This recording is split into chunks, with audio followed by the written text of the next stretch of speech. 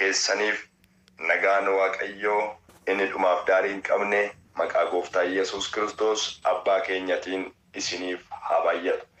Waaqayyo Gooftaan maccaa nu gargaaree barumsicha bara dhumaa wajjiniin barachaa jira. Isin warra carraa guddaa qabdanidha. Waaqayyo Gooftaa maccaatu isin ayyaanomse. Isin warra ayyaana qabeessa. Waaqayyotu isin gargaare. Inni isin gargaare Yesuus ilma Waaqayyootiif galanniif ulfinni isa duwwaadhaaf yaa ta'u. Sagalee kana amanamummaadhaan obboleessa keessanii, obboleettii keessanii, waldaa keessanii, hiriyoottan keessaniif sheer gochaa kan jirtan, raabsaa kan jirtan hunduma keessaniif Waaqayyo ulaa bantii isaa banee maqaa Gooftaa Yesuus Kiristoosin isin haa eebbisu. Sagalee Waaqayyoo isa amanamaa hundee ardiif samii kan ta'e riqicha keenya isa bu'uura ta'e dubbisee raawwadhee erga waliin kadhanneen boodatti kallattumaan gara barumsa kootii keessa kan seenu ta'a. Sagalichi Waaqayyoo macaafa raajicha Isaayyaas boqonnaa 11 lakkoofsa 2 kaasee kallattumaan dubbisee wajjiniin hin kadhanna. Hafuurri Waaqayyoo isa irranii buufata. Innis hafuura ogummaa fi hafuura hubannaati. Hafuura gorsaa fi hafuura humnaati. Hafuura beekumsaa fi hafuura sodaa Waaqayyooti jedha. Yesuus ilmi Waaqayyoo jiraatadha. Hafuurri Waaqayyoo sirra buufataadha. Waaqayyo hafuura isaa sirra buufata. Hafuura Waaqayyoo kana keessa maaltu jira gaafa jettan ogummaa, hubannaa, gorsa, humna, beekumsa, sodaa Waaqayyooti. Waaqayyo gaafa hafuura isaa sirra buufata. Waaqayyo gaafa ayyaana isaa sirra buufata. Waaqayyo gaafa dibata isaa sirra buufata. Ogummaa Waaqayyootu dhufee sirra bu'a. Hubannaa Waaqayyootu dhufee sirra bu'a. Gorsa Waaqayyootu dhufee sirra bu'a. Beekumsatu dhufee sirra bu'a. Humnatu dhufee sirra bu'a. Sodaa Waaqayyootu dhufee sirra bu'a. Yesuus ilmi Waaqayyoo jiraatadha.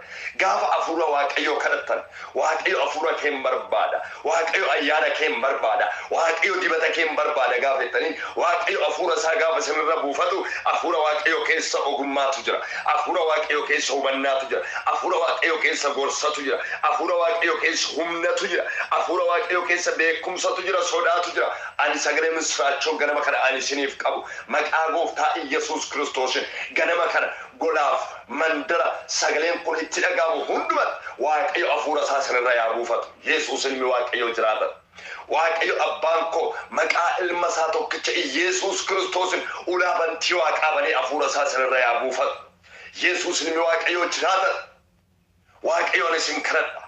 Dhaloota sagalee kana dhaggeeffachaa jiraniif Waaqayyo ani isin kadhadha. Warroota si eebochaa jiraniif Waaqayyo ani isin kadhadha. Warra hafuura kee barbaadaa jiraniif ganama kana maqaa Gooftaa Yesuus Kiristoositiin akka fedhaa fayyama keetti Waaqayyo Gooftaa olii bantii Waaqaa keessa ulaa bantii Waaqaa keessa hafuurri kee maqaa Yesuus Kiristoosin isaan irratti haa dhangala'u. Gaafa hafuurri kee isaan irra buufate Waaqayyo ogummaa hubannaa Waaqayyo Gooftaa gorsa humna beekumsa sodaadhaan dhaloonni kun guutama. Maqaa Gooftaa Yesuus Kiristoositiin sabni keessi tajaajiluudhaaf sabni keessi waaqeffachuudhaaf sabni kee Waaqayyo garaa si ciibsuudhaaf sabni kee Waaqayyo akka fedha keetti deddeebuudhaaf dhaaltuu mootummaa keetii ta'uudhaaf akka dubartoota Waaqayyo abchaalota shananii isa Waaqayyo Gooftaa mootummaa kee dhaaluudhaaf maqaa Yesuus Kiristoosiin dhaloota kana hafuuratu barbaachisa. Tajaajiltoota hafuura keetu barbaachisa. Gaggeessitoota hafuura keetu barbaachisa. Faarfattoota hafuura keetu barbaachisa. Raajoota hafuura keetu barbaachisa. Paastoroota hafuura keetu barbaachisa. Ergamoota luba hafuura keetu barbaachisa.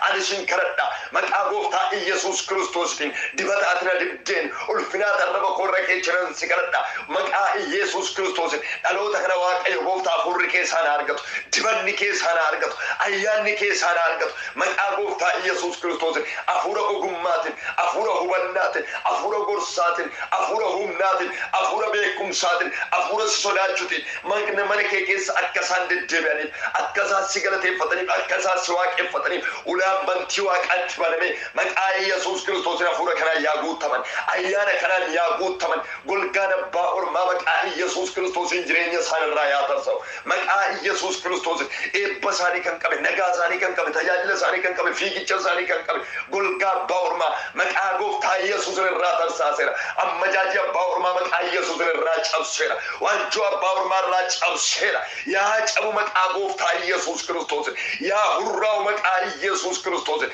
markabni jallinaa markabni seexanaa markabni hiyyummaa maqaa gooftaa Yesuus Kiristoosiin isaan irraa hurreesseera maqaa Yesuus Kiristoosiin caccabseera markaba qaallichaa kan ta'e markaba xonqolaa kan ta'e markaba homosekshuwaal kan ta'e markaba pornoogiraafii kan ta'e markaba luusifar kan ta'e dhaloota baay'ee kan qabe nagaa dhaloota baay'ee eebba dhaloota baay'ee tajaajila dhaloota baay'ee sammuu dhaloota baay'ee kan qabe ogummaa hubannaa gorsaaf humna beekumsa sodaa waaqayyo keessaa kan fudhate salphinaa fi yeellootti kan darbate maqaa Yesuus Kiristoosiin markaba salphinaan caccabseera ganama kana maqaa gooftaa Yesuus hurreesseera maqaa Yesuus Kiristoosiin ani diigeera markabicha seexanni fudhatee bahe dhaloota baay'ee keessatti kan darbatu dhaloota baay'ee kan salphisu kan yellaasu maqaa gooftaa Yesuus Kiristoosiin hurreesseera ani caccabseera maqaa Yesuus Kiristoosiin ani kiigeera maqaa gooftaa Yesuus Kiristoosiin bara dhumaa kana keessatti akka dhaloonni of hin ilaalle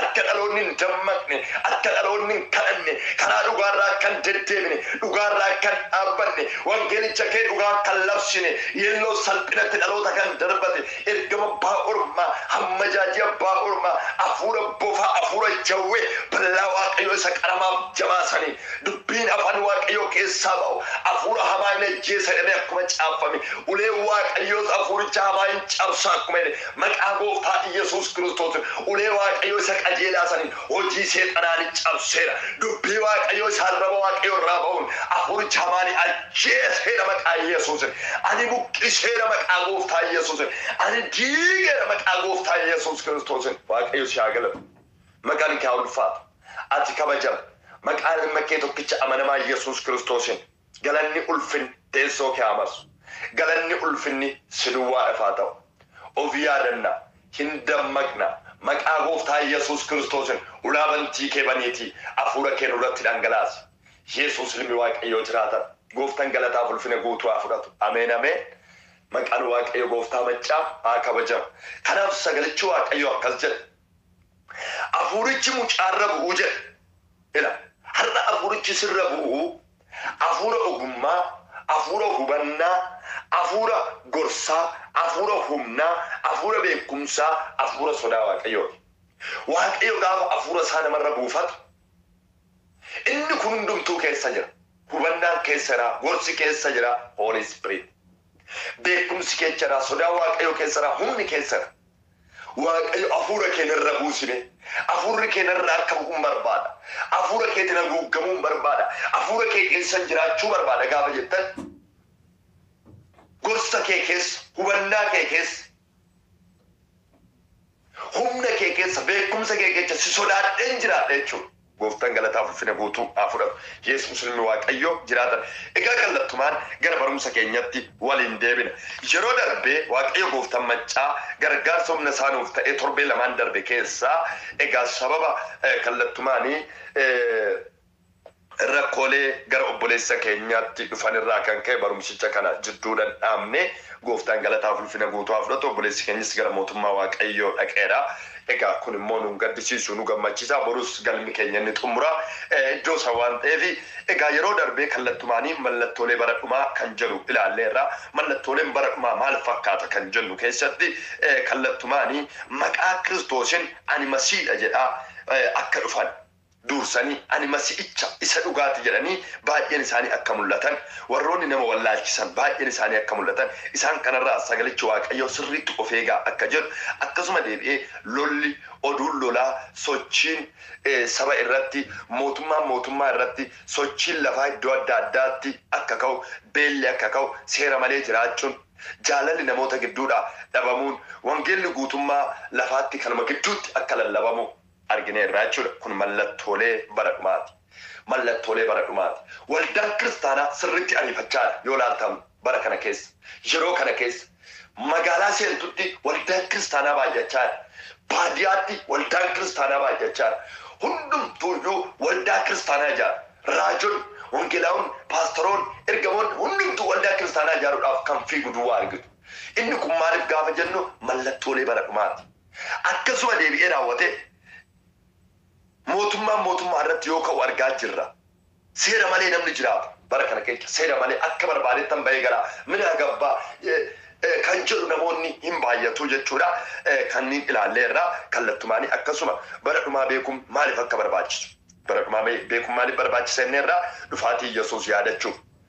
Luqqisii macaafaa kanaan dura waan isinitti himeef akkasuma cimnee dhaabbachuuf rakkinni barbaade yoo jiraate cimnee dhaabbanna maaliif jennaan bara dhumaati waan ta'eef karaa irra jiraannu beekuuf hojii harka keenyaa beekuuf gahee Kiristoos beekuuf dammaquuf qophaa ta'uuf inni kunniin hundumtuuyyuu bara dhumaa beekuuf nu barbaachisa jechuudha.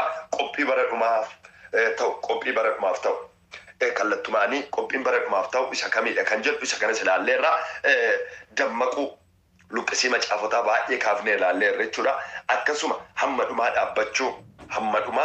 dhaabbachuu akkasuma wangeela labsuu bara mo'uu inni kun hundumtuuyyuu qophii bara dhumaatiif ta'uudha. Bara dhumaa keessatti dammaquutu nu barbaachisaa, hamma dhumaa dhaabbachuutu nu barbaachisaa, wangeela labsuutu nu barbaachisaa, baricha mo'uutu nu barbaachisaa jechuudha. Meeshaa kana keessatti sinaan eebbisa. Maqaa gooftaa Yesuus Kiristoosiin ati bara moo'i malee barichi sin moo'i. Maqaa gooftaa Yesuus Kiristoosiin sinirra tan dubbadha. Bara moo'aa malee barichi isin hin moo'in. Yesuus ilmi Waaqayyoo jiraata. Kanaafi namni Waaqayyoo ergamaan Phaawulos warra Roomatti hin dubbata. Warra Roomaa boqonnaa 12 lakkoofsa 2 irratti kaasee namni Waaqayyoo gaafa dubbatu akkas jedhee raawwateeti kan inni dubbatu. Fakkeenyicha bara si'aanaa kana duuka hin bu'inaa. Fakkeenyicha bara si'aanaa kana duuka hin bu'inaa. Jaalalli Waaqayyoo isa kam akka ta'e gargar baafadhaatii beekaa. Namoonni baay'een baricha duuka bu'anii kan baraa ta'anii jiru. Barri qullaa deemaa yoo jedhe dhaloonni baay'een qullaa deemaa jiru. Dhaloonni baay'een paantii uffatanii kan deemaa jiraniif, dhaloonni baay'een nyaara ofii haadaa kan jiraniif, dhaloonni baay'een abbaa manaa dhiisanii abbaa manaa biraa barbaada kan deemaniif, haadha manaa dhiisanii dhiironni baay'een haadha manaa biraa barbaada kan deemaniif kan baraa waan ta'aniif malee osoo kan Waaqayyoo ta'anii osoo kan Yesuus ta'anii fedha Waaqayyoo raawwatu.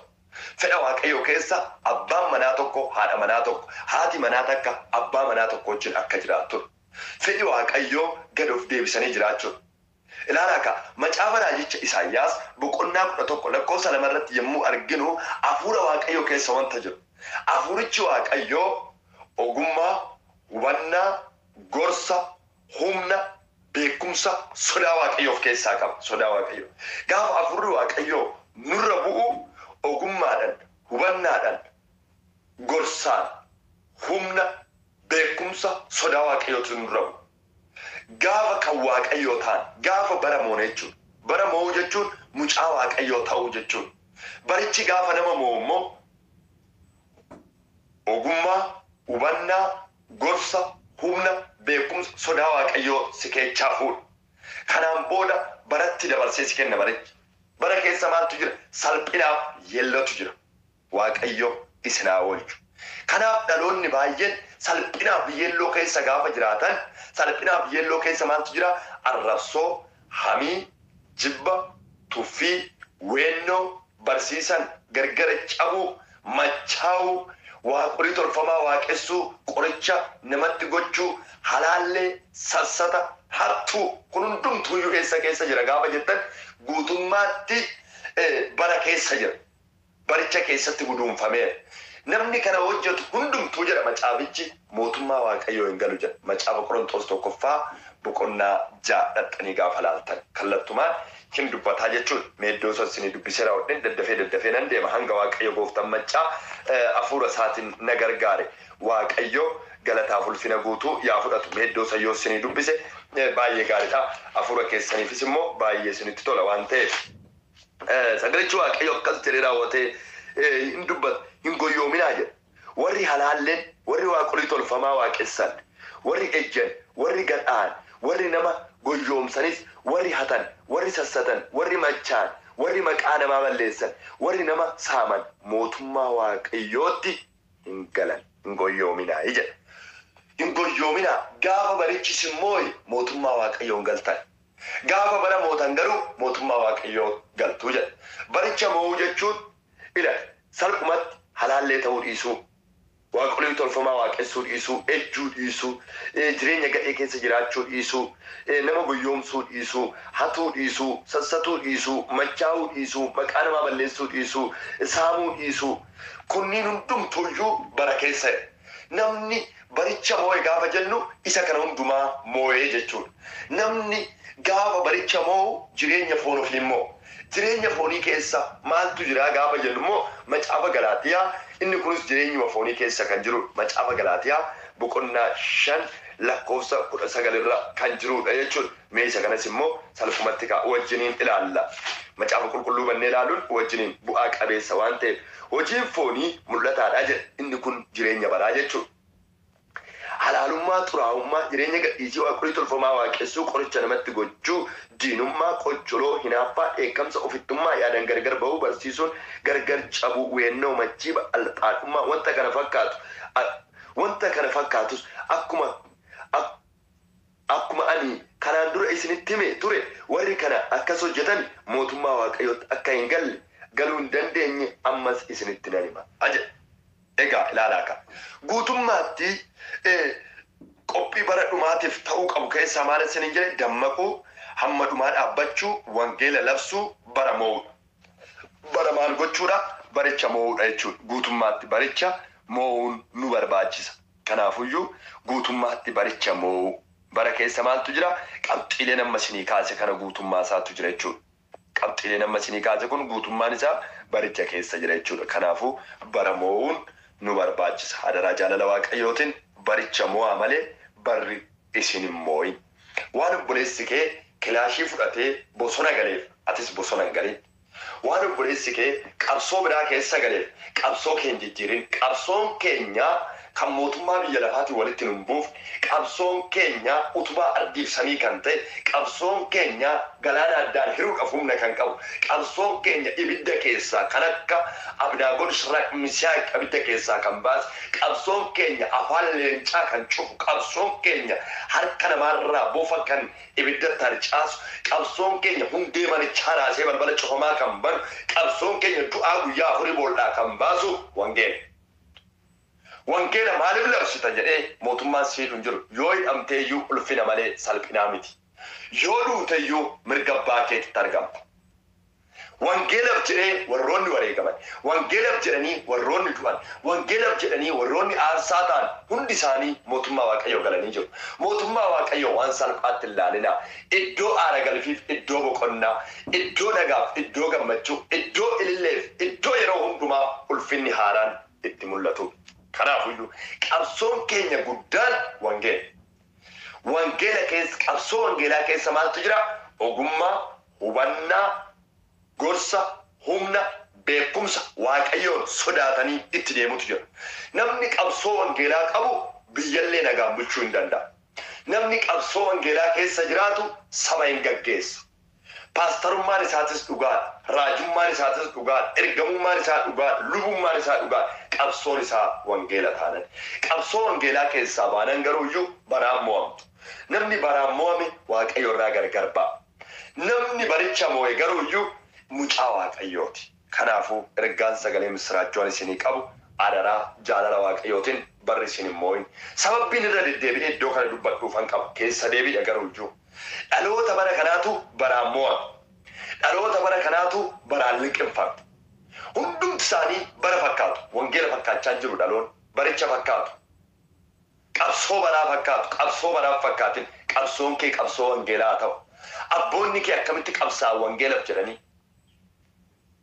Ergamoonni qabsoo akkamii keessa turan wangeelaaf jedhanii. Gooftaa maqaan isaa haa eebbifamu. Egaa akkasuma mata dureen itti aanu qooddama bara dhumaa. Qooddama bara dhumaa. Barri dhumaa bakka gurguddaa afuritti qoonnee ilaaluu hin dandeenye. Baricha dhumaa kana bakka afuritti qoonna. Tokko bara waldaa jennee qoonna. Bara maalii? Bara waldaa. Bara waldaa. lama bara ol fudhatamuu waldaa, sadii bara waggaa 1,000, afur bara hanga baraatti jenneet iddoo afuritti qoonna bara dhumaa kan iddoo afuritti qoonna bara waldaa, bara ol fudhatamuu waldaa, bara waggaa 1,000, bara hanga baraatti jennee raawwanne iddoo afuritti qoonnaa jechuudha. Bara waldaa kan jedhu bara araaraa erga gooftaa Yesuus Kiristoos dhalatee jalqabee hanga har'aatti kan jiru bara waldaa jedhama. Yesuus Kiristoos erga durboo maalamirraa dhalate waggaa 2,004 barri waldaatti fufeera. Bara waldaa jechuun bara araaraa jiru. Bara araaraa jechuun bara waldaan kiristaanaa balbala bantee saba ishee eeddudha. Koottaa yaada garaa keessanii jijjiirradhaa. Kan sobdan, kan amattan, kan ejjitan, kan arrabsitan guutuun mee koottaa yaada garaa keessanii jijjiirradhaa. Lallabdootan, raajotaan, faarfattootan mee koottaa na keessatti waaqeffadhaa. Waaqa uumaa keessanii yaadadhaa. Mee koottaa tokkummaa uumaa, mee koottaa wal jaaladhaa. Mee koottaa warra kufan kaasaa, warra badan barbaadaa. Warra bu'an gammachiisaattee waldaan kiristaanaa balbala ishee banattee dhaloota ishee eegaa jirti. Dhaloota kadhachaa jirti. Garaa dhiifamaatiin barichi kun bara waldaa jedhama. Bara waldaa. Barri waldaa erga gooftaa Yesuus Kiristoos dhalatee jalqabee hanga har'aatti itti fufee kan jirudha. Bara waldaa jennaan. Bara ol fudhatamuu waldaa. Gooftaan Yesuus Kiristoos akka hattuutti ergamoota isaa wajjiniin dhufee yeroo inni duumessa irratti sagalee malakataa guddaa dhageechisu waldaan kiristaanaa ol fudhatamti. Hanga libsuu ijaatti warri du'an dursanii hin ka'u. Sagalicha kanas warra du'antu dursee dhagaa. Waldaan kiristaanaa ol fudhatamti. Kiristoos wajjiniin gara mirga abbaatti Yerusaalem haaraatti. Waldaan kiristaanaa ol fudhatamti. Innis bara dhumaa keessa. Kanaanis barri dhumaa hin xumuramu. Ol fudhatamuu waldaa kiristaanatiinis barri dhumaa hin xumuramu jechuudha. Kanaafuu hanga libsuu ijaatti waldaan kiristaanaa lafa kanarraa gaaf tokko ol fudhatamuudhaaf jirti. Waldaan kiristaanaa gaafa ol fudhatamtu eenyu fudhatti gaafa jennu waldaan kiristaanaa tun iddoo lamatti qoodamti. Waldaa Axibaa fi waldaa addunyaalessaa jedhamtee iddoo lamatti qoodamti. Waldaan amma lafa kanarra jirtu waldaa Axibaa yookaan waldaa naannooti. Waldaan Axibaa waldaa naannoo tun gaaf tokko gara waldaa addunyaalessaa yookaan waldaa addunyaa guututti ol fudhatamti. Waldaan Axibaa kun waldaa Axibaa keessa sowaanillee, hamataanillee, fakkeessanillee, kan jibbullee, kan dhugaa namanullee, kan hin amannillee keessa jira. Waldaan Axibaa jechuun suburbuta yookaan kiyyoo qurxummiidhaan qaban fakkaatti. Kan akka Phexros, kan akka Yohaannis, kan akka Indiriyaas, kan akka Toomaas yommuu qurxummii qabuu deemanitti qurxummii wajjiniin raammoo baay'ee qaba kiyyoon. Qurxummii wajjiniin huura baay'ee fidee dhufa kiyyoon. Kanaan booda Phexros faanti huura fi raammoo saggatanii qurxummii keessaa filatan yookaan keessaa calalatu. Kanaaf waldaan addunyaalessaa hanga libsuu ijaatti yommuu waldaan Axibaa kun ol fudhatamtu qulqulloota bichaa keessaa calalee fudhata. Warra dhugaaf hafuura isa duukaa bu'an duwwaa calalee fudhata malee namni tokko pheenxee ta'eedhaaf waldaa addunyaa keessatti fudhatama. Waldaan addunyaa hin calalti. Waldaa addunyaa jechuun akkuma macaafa Maatiyos boqonnaa 3:12 irratti dubbatu. Oobdii Yesuus keessa afarsituutu jira. Waa'ee waldaa addunyaalessaa dubbata. Waa'ee waldaa addunyaa dubbata malee iddoo sanatti waa'ee waldaa Axibaa yookaan waldaa naannoo miti kan dubbatu. Oobdii Yesuus keessa maaltu jira? Afarsituutu jira. Callaa fi habbaqii gargar kan baasu. Callaan gara gombisaatti, habbaqiin ibiddaa yookaan bubbeedhaan fudhatamee hin deema jira. Kanaaf waldaan addunyaalessaa kuni Yesuus Kiristoos wajjiniin duumessa irratti gad dhufa. Sagalee malakataa guddaa yommuu dhaga'amu waldaan Axibaa kan naannoo tun ol fudhatamti hanga libsuu ijaatti. Yommuu ol fudhatamtu qulqulloota malee kaawwan asumatti gatti. waldaan addunyaalessaa asumatti gata. Waldaa xiraa kan qulqulloota kan hin taane warra soban warra ejja warra hamatan Yesuus osoo qabanu warra garaan isaanii garaa dhiifamaan qabne laphee dhiifamaan qabne asumatti gata. Asumatti gatamu. Gatamaniiti gara waldaa addunyaalessaatti kan ol fudhatamu jechuudha. Inni bari dhumaa kunis isa kanaan hin xumuramu. Bara waggaa 1,000 erga waldaan kiristaanaa addunyaalessaatti ol fudhatamte waggaa 7 qulqulloonni fuula Waaqayyoo fuulduratti cidha nyaatu. Waggaa meeqaaf? Waggaa 7 qulqulloonni fuula Waaqayyoo fuulduratti cidha guddaa nyaatu. Cidha yommuu siniin jedhu foon yookaan biyya lafaa keessatti bifeesee jedhamu kanaa miti. Faarfannaa dhugaa, sagalee misraachoo, ulfina haaraa argu isa kana cidha. Maanguddoon 20 arfanii haleluuyaa jedhanii naan argaa gooftaa yoo faarsanii naan argaa Yesuus yoo faarsanii anuu naan argaa jedhee namni Waaqayyo Phaawulos kan faarfateef isa kanaaf. Maanguddoon 20 arfanii haleluuyaa jedhanii naan argaa gooftaa yoo faarsanii naan argaa Yesuus yoo faarsanii anuu naan argaa. Qulqulloonni fuula Waaqayyoo fuulduratti gadi gombifamanii yommuu ol jedhan waan haaraa argu. Gadi jedhanii yommuu ol jedhan waan haaraa argu. Isa yeroo jalqabaa argan yeroo deebi'an hin argan. Yeroo hundumaa waan haaraa argu. Sa'aatii 24 fuula Waaqaa fuulduratti hin galateeffatu. Galata kanatu cidha jedhama. Cidha jedhamee waamama. Cidha jedhamee waamama. Yesuus ilmi Waaqayyoo jiraata. Waldaan kiristaanaa erga ol fudhatamte waggaa meeqa siniin jedheera? Waggaa 7 achi turti. Waggaa 7 achi turti. Waggaa 1,000 duratti. Waggaa 1,000 duratti waggaa 7 achi turti. Waggaa 7 kuni warroota biyya lafaa kanatti hafanii fi qulqulloota asitti laphee araaraa laphee dhiifamaa dhabanii karaa dhugaarra deddeebuu dhabanii hafaniif iddoo lamatti qoodamu. Waggaa 7 kun qulqulloota waldaa addunyaa keessa jiraniif hin qoodamu. Warra lafa kanarra jiraniif garuu iyyuu iddoo lamatti qoodamaa jechuudha. Iddoo lamatti qoodama. Qoodamni bara dhumaa iddoo meeqatti qoodama siniin jedheera? Iddoo 4tti. Bara waldaa ol fudhatamuu waldaa waggaa 1,000 bara hanga baraatti. Amma kallattumaanii bara ol fudhatamuu waldaa hanga kana gaafa laallu rakkinni bara dhumaa iddoo lamatti qoodama. Waa'ee waggaa 1,000 fi waa'ee bara hanga baraatti osoo hin ilaaliniin duratti rakkinni bara dhumaa iddoo lamatti qoodama. Rakkinni bara dhumaa qulqulloota waldaa addunyaalessaatti ol fudhatamaniif hin qoodamu. Warroota lafa kanatti jiraniif garuu iyyuu rakkinichi bara dhumaa kun iddoo lamatti qoodama. Waggaa 7 kun iddoo lamatti qoodamee raawwateeti. Kan namoota qaqqabu yookaan namoota bira ga'u. Waggaa 3 walakkaa ta'ee raawwateeti iddoo lamatti qoodama. Iddoo 3 waggaa 3 walakkaa ta'ee iddoo lamatti qoodama. Waggaa 3 walakkaan barri isa duraa qulqulloota lafa kanatti hafaniifis warra gooftaan qabneefis yeroo quufa fi yeroo gammachuu isa guddaadha. Yeroo re'ee fi leenci wal boraafatu. Yeroo hantuuta fi adurree wal boraafatanii rafan. Yeroo ilmi namaa waan facaasu hundumti isaa lafa kanarratti milkaa'ina argatudha. Waggaa 3 walakkaan. Yeroo hundumtuu nyaatanii quufanii sirbanii wal fuudhanii. Yeroo hundumtuu ijaarsa baay'ee ijaaranii. Yeroo namoonni hundumtuu konkolaataa malee lafa deemuu hin dandeenye.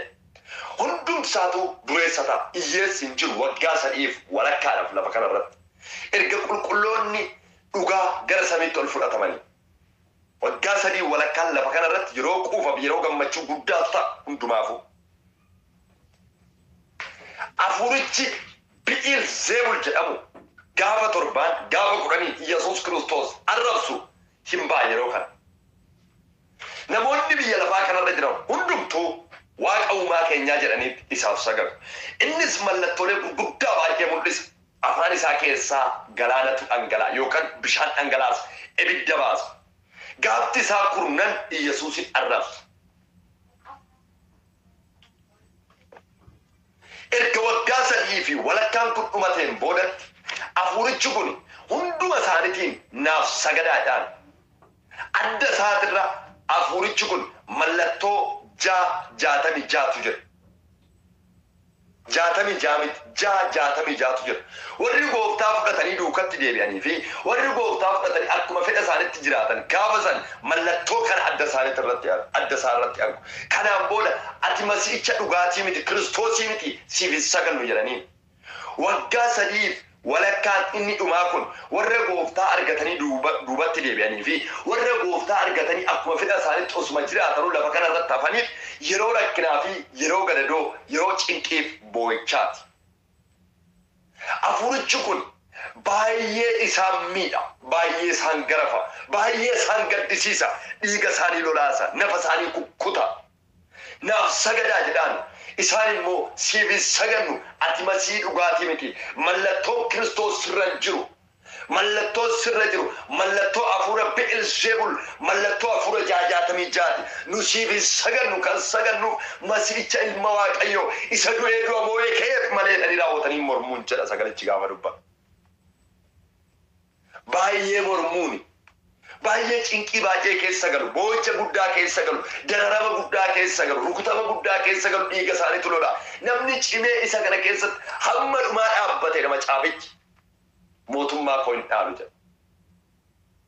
Waggoonni kun erga dhumateen boodatti waggaa 7 kun biyya lafaatiif iddoo lamatti qoodamaa isinitti meera. Rakkinni bara dhumaa biyya lafaatiif iddoo lamatti waggaa 3 walakkaa iddoo 3 walakkaa. Waggaa 3 walakkaa waggaa 3 walakkaa. Waggaa 3 walakkaan inni duraa sun yeroo quufam yeroo gammachuu yeroo hundumtu itti wal fuudhuuf yeroo hundumtu konkolaataan deemu yeroo bineensi harree bira bulu yeroo leencii re'ee buraafatu yeroo adurree fi hantuunni wajjin bulanii waggaa 3 walakkaan sun yeroo darbu garuu iyyuu hafuurichi sun mul'atee fuulletti hundumti keechanuu naaf sagadaa ana waadni keessan ana masiin dhugaadhaan masiichi qulqulluudhaan jedhaan garuu mallattoo 66 adda isaarra jira. Warri gooftaa argatanii duukatti deebi'an warra akka fedha isaaniitti jiraatan sun maqaa Yesuus waammatan sun in sagadaniif rakkina san keessa dhaabbatanii warra madhumaa didanii wareegaman mootummaa Waaqayyoo hin dhaalu. Warri garuu iyyuu tolee jedhanii isaaf ajajaman hin rukutamnu jedhan isa wajjiniin gara ibidda bara baraatti darbatamu. Waggaan 7 kun erga xumurameen boodatti Yesuus Kiristoos qulqulloota isaa fidee gara lafa kanaatti waggaa 1000 akka jiraataniif hin dhufu. Isa kanaanis barri dhumaa hin xumuramu. Qulqulloonni waggaa 1000 lafa kanarratti dhufaatiidhaan duratti lolli guddaan tokko qilleensa keessatti hin ka'a. Lolli guddaan baay'ee ajaa'ibsiisaa dinqisiisaa kan ta'e ergamoota Waaqayyoo fi ergamoota seexanaa gidduutti akka ka'u macaafni qulqulluu macaafni mul'ata Yohaannis boqonnaa 12 ragaa guutuu nuu ba'a jechuudha. Ragaa guutuu nuu ba'a akkas jedha bineensi mirga hin kana booddee Waaqa keessatti lolli ni ka'e. Mikaa'el ergamoota isaa wajjin bineensi akka jawwee sana ni lole. Bineensichi akka jawwee sunis ergamoota isaa wajjin deebisee isaan ni lole. Bineensichi mirga arganne deebi'ee isaaf ergamoota isaatiif Waaqa keessatti iddoon hin argamne. Bineensichi guddichi akka jawwee sun bofni bara durii Daabiloos seexana jedhame inni guutummaa biyya lafaa wallaalchisu gara biyya lafaatti gadi darbatan. Ergamoonni isaas isa wajjiniin gadi ni darbataman. Ani immoo Waaqa keessaa sagalee guddaa tokko nan dhaga'e. Amma fayyinni aangoon mootummaan kan Waaqayyoo keenya aboonis kan masi'ii isaa ta'eedha. Hadheessituun obboleewwan keenya inni halkaniif guyyaa Waaqayyoo keenya duratti isaan hadheessaa ture immoo gadi darbatameera. Obboloonni keenya immoo dhiiga hoolichaatiin dubbii isaa dhugaa ba'aniinis mo'aniiru. Isaan du'atti waan isaan geessu yoo ta'e iyyuu lubbuu isaanii hin mararsiifan. Lubbuu isaanii hin mararsiifan. Hafuurichi sun lola guddaa kaasa osoo barichi waggaa 1000 dhufiniin dura. Yommuu Yesuus Kiristoos qulqulloota isaa fidee gara biyya lafaa kanatti dhufuu hedduutti lola guddaatu ka'a. Ergamoota Waaqayyoo fi ergamoota seexanaa gidduutti, ergamoota ifaa fi ergamoota dukkanaa gidduutti. ergamaan Mikaa'el ergamoota isaa wajjiniin ergamaa afuricha hamaa afuricha dukkanaa kana lolee raawwatee immoo seexanichi bara durii inni Daabiloos sun deebi'ee iddoo hin argatu jedha. Obboleewwan isaa dheessuu hin danda'u. Iddoo dheessuus hin argatu. Qormaata gochuus hin danda'u. Waggaa 1,000 hin hidhama immoo waggaa 1,000 ergamoota isaa wajjiniin hin hidhama. Warra isaa wajjiniin jiraatu wajjiniin hin hidhama. Qulqulloonni waggaa 1,000 lafa kanarra hin jiraatu fuula Waaqayyoo fuuldura. Inni kunis isa kanaanis barri dhumaa hin xumuramu. Waggaa 1,000 erga xumurameen booda hoolichi Waaqayyoo masiihichi dhugaan teessoo dhugaarra taa'ee murtoo hin kenna. Teessoo dhugaarra taa'ee murtoo isa dhugaa hin kenna. Hoolotaa fi re'ootan gargar hin baasu. Hoolotaa fi re'ootan gargar hin baasu. Hoolotan kan ta'an gara mirgasaa, re'ootan kan ta'an gara bitaasaatti gargar baasuudhaaf hafuurichi waggaa 1,000 hidhame sunis saba san gallakkisee raawwatee fuula Waaqayyoo fuuldura akka dhaabbatu Waaqayyo hin taasisa. Hafuurichis sabni isa duuka bu'ees fuula Waaqayyoo fuulduratti argamanii murtoo fudhatu baraa hanga baraatti iddoo Si'oolii jedhamutti iddoo dukkanaa foolii ajaa'ibaaf xuraawatti ittiin cufamu. Qulqulloonni warri mirga Waaqayyootti argaman hoolota jedhamanis baraa hanga baraatti dachee haaraa samii haaraa keessa jiraachuu hin jalqabu. Erga murtoo kennamee boodatti dachee kunis dachee haaraa samiin kunis samii haaraa ta'ee raawwateeti. Qulqulloonni jireenya isaanii kan jalqaban. Gooftaan galataaf ulfina guutuu yaa fudhatu. Egaa waa'ee kanaa cimsee waan hin xumurreef Waaqayyo gooftaan maccaa yoo na gargaare torbeedhaa walitti deebina. Waa'ee qooddama bara dhumaa kana torbeedhaa walitti deebinee waan jiru hundumaa gargar baafnee barannee raawwannee kallattumaan gara sadarkaalee gara jireenya bara baraatti nama fidanitti seennaa jechuudha. Gooftaan galataaf ulfina guutuu yaa argamu. Warri gaafii qabdan dhuftanii keessan na gaafachuudhaaf balbalichi banaa. Warroonni itti eebbifamaa jirtan ameen jechuudhaan fuula Waaqayyoo fuulduratti argamuun eebba keessan. Gooftaan galataaf ulfina guutuu yaa fudhatu. Egaa guyyaadhaa kallattumaanii waa'ee qooddama bara dhumaa wajjiniin ilaalleerra jechuudha. Qooddama bara dhumaa iddoo gurguddaa afuritti akka qooddamu wajjin ilaalleerra. Rakkinni bara dhumaa immoo iddoo lamatti akka qooddamu. Bara dhumaa iddoo afuritti qooddama. Tokko bara waldaa ulfaatumuu waldaa bara waggaa 1,000 bara hanga baraatti wajjiniin jenneerra. Rakkinni bara dhumaa immoo iddoo lamatti qooddama. Rakkinni bara dhumaa waggaa 3 walakkaa jedhamee iddoo lamatti qooddama. Rakkinoonni bara dhumaa kun waggaa 7 waggaa 7 kun iddoo lamatti qooddama jechuudha. Egaa waa'ee kanaatis xiqqoo ishee kakaafneerra Waaqayyo gooftaan maccaa na gargaare torbeedhaa immoo kana caalaa cimsinee bal'ifnee hiiknee wajjin laalla. Gaafii warri qabdanis gaafii keessan fiddanii dhuftu. Warri isiniif deebii ta'e immoo Waaqayyoon itti galateeffattu. Waaqayyo galataaf ulfina guutuu yaa fudhatu. Egaa guyyaadhaa kana iddoo luqqisii macaafas iddoo baay'ee isiniif hin kaafne torbeedhaa luqqisii macaafaa iddoo hundumaa isiniif kaasee wajjin hin baranne jechuudha. Maqaan Waaqayyoo haa eebbifamu. Ila Waaqayyo sin galateeffadha. Hafuurichi isaanirra buufatu. Hafuura ogummaa, hafuura hubannaa, hafuura Waaqayyo gooftaa, gorsaa, humnaa, beekumsa sodaa Waaqayyo takkumeetti. Maqaa gooftaa Yesuus isa barata kanatti hundee akka horatan ani siin kadhadha.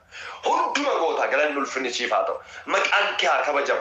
Ati ololche harka ayyaana kee harka fuula kee dhaloota kanarraa dhabamin. Hundumtuu maqaa gooftaa Yesuus Kiristoosin akka fedha kee haa ta'u. Ila Waaqayyo gooftaa sagalicha dhaggeeffatan kan hiriyaa isaaniitii waldaa isaaniitii raabsuudhaan maqaa gooftaa Yesuus Kiristoositiin ila dammaqanii Waaqayyo dhufaatii kee kana keessatti maalan hojjechaadha maalan iddoo kaman jira jedhanii Waaqayyo gooftaa akka isaan dammaqanii humni kee ayyaanni kee isaan argatu. Hamaaf jallaan kana inaaf maqaa gooftaa Yesuus hundee isaa cabseera. Ulfaadhu. Ameen. Sinaa eebbisu Waaqayyo eebbifama. Nagaan nagaarra caaluu nagaan Waaqayyoo